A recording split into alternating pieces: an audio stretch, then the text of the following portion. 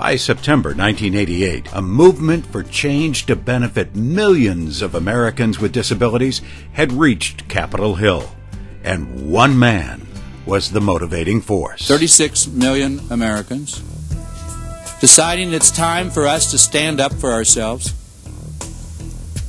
to make a difference, to say that we want our basic civil rights also. We deserve it, and give us an opportunity to do what we can do. Don't keep telling us what we can't do. On July 26, 1990, Tony Coelho's work as author of the ADA was fulfilled as the law was signed by President Bush. Remember, this is a tremendous pool of people who will bring to jobs diversity, loyalty, proven low turnover rate, and only one request, the chance to prove themselves. Like landmark civil rights laws that came before it, the ADA has worked to transform our nation. Fewer citizens are judged by their physical and mental impairments and are now evaluated according to their character and qualifications. Americans with disabilities have experienced increased opportunities, higher graduation rates, higher employment rates, and lower rates of poverty. Though the Americans with Disabilities Act achieved much, unexpected challenges arose.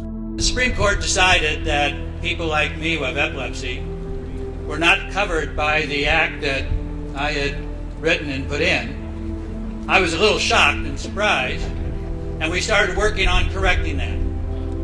And that's what this bill is all about. You know, after the Supreme Court's decisions in 1999, it took 5 days for the first cases that were pending in lower courts that involved epilepsy for the lower courts to say, I'm sorry, even though you were fired because you have epilepsy, or you needed an accommodation because you had epilepsy, you do not have a disability under the ADA. Thus today, Congressman Sensenbrenner, former chairman of the House Judiciary Committee, and I will introduce the Americans with Disabilities Restoration Act. Thanks to the collective efforts of key members of Congress, the Epilepsy Foundation, and other leaders from the disabilities, faith, civil rights, and business communities, a strategy was developed to restore the ADA to its original intent and strength. Will the ADA protect us against discrimination?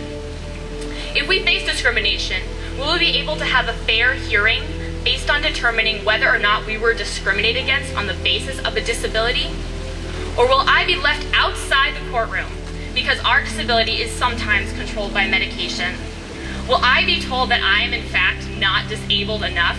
It's called the Americans with Disabilities Act, but what it really is an anti-discrimination act against those who have a disability.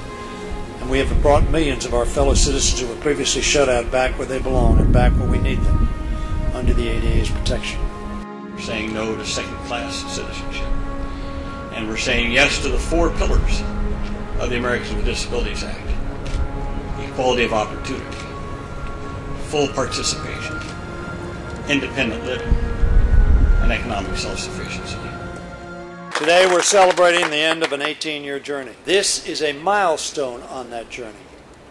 By passing this bill, we have ensured that the definition of disability will be construed fairly and broadly. The effectiveness of the ADA is paramount to ensuring that the guarantees and promises upon which this country was founded will continue to be protected for all of its citizens.